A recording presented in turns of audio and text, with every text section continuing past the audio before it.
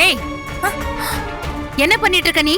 அத்தை அது வந்து என்ன பண்ணிட்டு இருக்கன்னு கேட்டேன், சொல்லு. அது இங்க வர என்ன பண்ணிட்டு இருக்கன்னு கேக்குறேன்ல.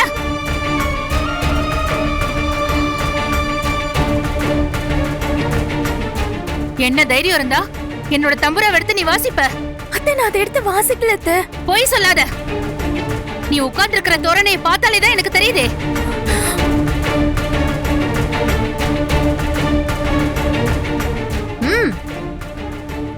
அது அத்தை இல்லத்த, நான் தொடைக்கதான் வந்தேன். தொடைக்க வந்தவனா? எதுக்கு கச்சேரியில வாசிக்கிற மாதிரி போஸ் கொடுத்துட்டு இருக்க?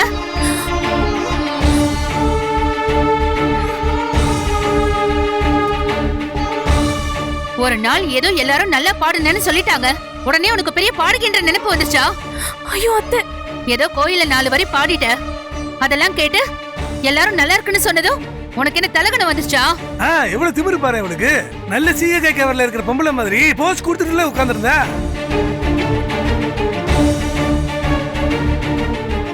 அன்னைக்கு நான் கேட்டப்போ யாராவது எனக்கு கொடுத்தீங்களா?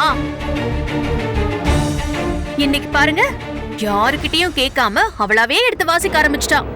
இதான் அவளுக்கும் எனக்குள்ள வித்தியாசம். ஏய், நீ அது வீணையா தம்புரவான் தெரியாம கேட்ட.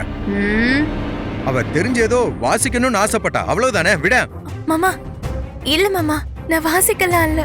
அதான் கண்ணு முன்னாடி கையும் களவுமா பிடிச்சிருக்கோம், அப்புறமா வாசிக்கலன்னு சொல்லிட்டு இருக்க. அத்தை நான் நிஜமாவே வாசிக்கல, தூசிதான் தட்டிட்டு இருந்தேன். தூசி துடைக்கணும்னா அங்கேயே துடைக்க வேண்டியதானே, அது எதுக்கு ஹால்ல கொண்டு வந்து வச்சிருக்க?